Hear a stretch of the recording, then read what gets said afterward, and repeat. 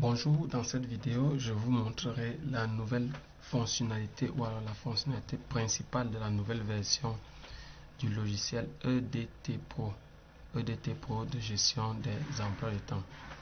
Alors pour découvrir cette nouveauté, rendons-nous directement dans le menu édition des emplois de temps par classe, puis dans l'onglet générer EDT, nous apercevons ce nouveau bouton. C'est derrière ce bouton que nous allons donc expérimenter la nouvelle fonctionnalité qui consiste en la génération des emplois du temps en prenant en compte d'autres types de paramètres. Bien sûr, les autres types de génération sont toujours présents et là c'est la méthode 2 qui s'ajoute aux méthodes déjà implémentées. Nous pouvons constater pour le moment qu'aucune matière n'est programmée. C'est la raison pour laquelle les matières sont sur fond rouge.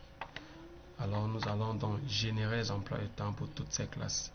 Il nous suffit donc de cliquer sur ce bouton, puis de cliquer là. On va donc patienter et le logiciel va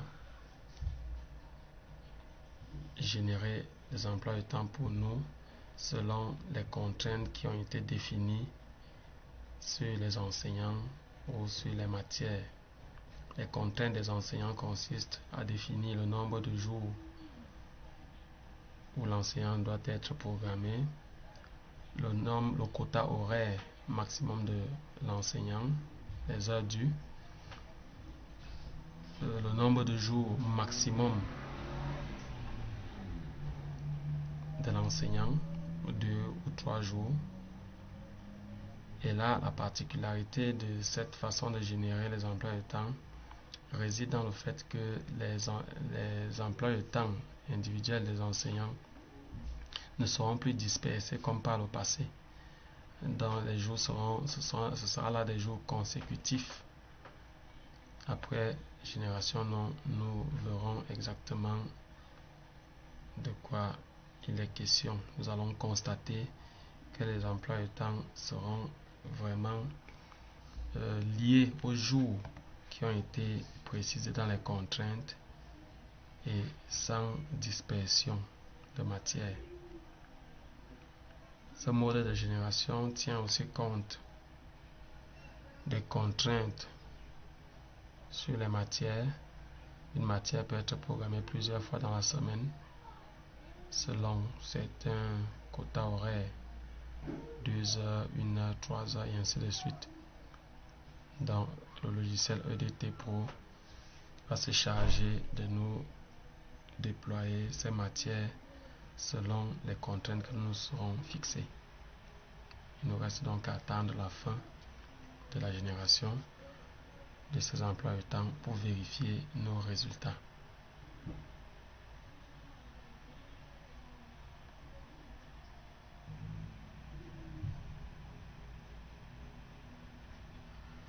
Bien, c'est la fin du traitement de nos emplois de temps.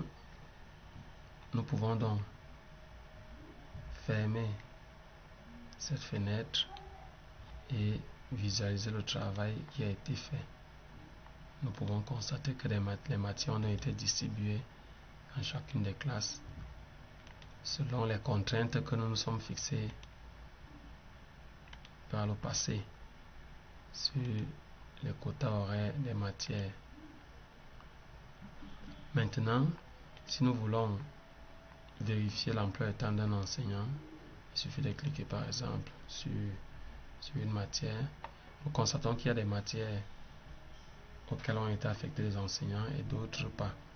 Alors si une matière n'a pas reçu d'enseignant, cela montre à suffisance que dans les contraintes, nous n'avons pas affecté un enseignant ou alors le logiciel n'a pas pu affecter un enseignant directement à cette matière. Cliquons donc sur la matière français ici et quand nous cliquons sur le nom de l'enseignant, nous voyons qu'il est occupé à 72% sur son quota horaire. Si nous faisons un clic droit, sur son nom, nous pouvons voir son emploi du temps qui est étalé là sur 3 jours. Sur 3 jours, tel que paramétré dans les contraintes.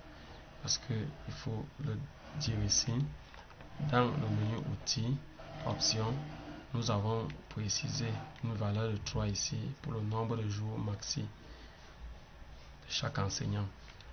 Donc un enseignant ne saurait être programmé sur plus de 3 jours. Nous pouvons toujours mettre 2 jours, ça dépend de vous. Et en plus de cette contrainte, il y a bien sûr d'autres contraintes. Ici, nous verrons, si nous cliquons sur le nom d'un enseignant, nous avons verrouillé 2 jours ici, jeudi et vendredi. Donc le logiciel ne saurait le programmer ces jours. C'est la même chose que nous pouvons constater chez d'autres enseignants. Vous pouvez verrouiller des jours pour que ces jours soient les jours de repos. Et le logiciel se chargera tout simplement de respecter vos contraintes. Après cette nouveauté donc, qui nous permet déjà de générer une bonne mouture d'emploi du temps qui peut être modifiée par la suite, il ne vous reste qu'à faire des réajustements. Ici par exemple, le fond orange ici indique que toutes les heures de la matière n'ont pas été programmées en chimie. Alors la chimie c'est le mercredi, il n'y a pas d'enseignant, donc il y a encore possibilité de programmer la chimie ici. Vous pouvez le faire manuellement en utilisant l'onglet conception. Et là ce sont globalement des réajustements qui peuvent être rapidement faits une fois que vous avez validé la mouture qui a été générée.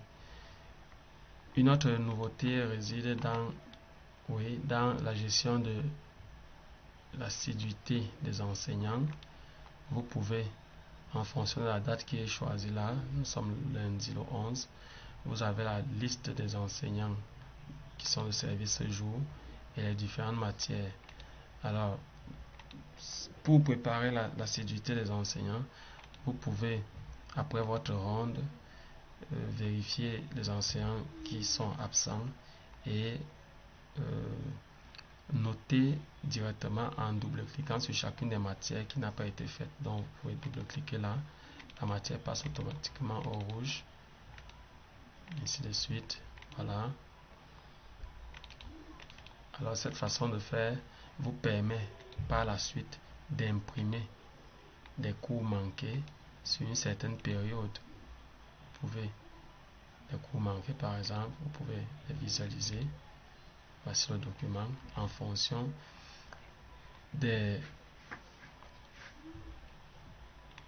travail que vous avez précédemment fait.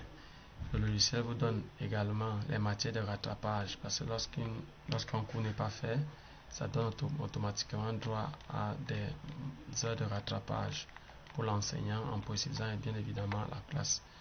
On peut également imprimer les cours manqués par enseignant pour une certaine période.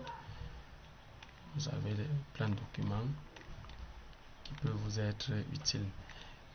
Le document d'assiduité des enseignants, voilà, en fonction de la période choisie, le nombre d'heures allouées pour cette période. Alors si l'enseignant a manqué quelques jours de cours ou quelques heures, vous retrouverez toutes ces informations sur cette fiche. Voici donc en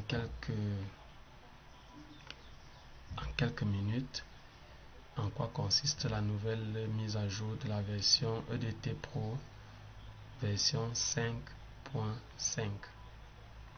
Je vous donne un rendez-vous très prochainement pour de nouvelles vidéos tutoriels sur le logiciel EDT Pro de gestion des emplois de temps.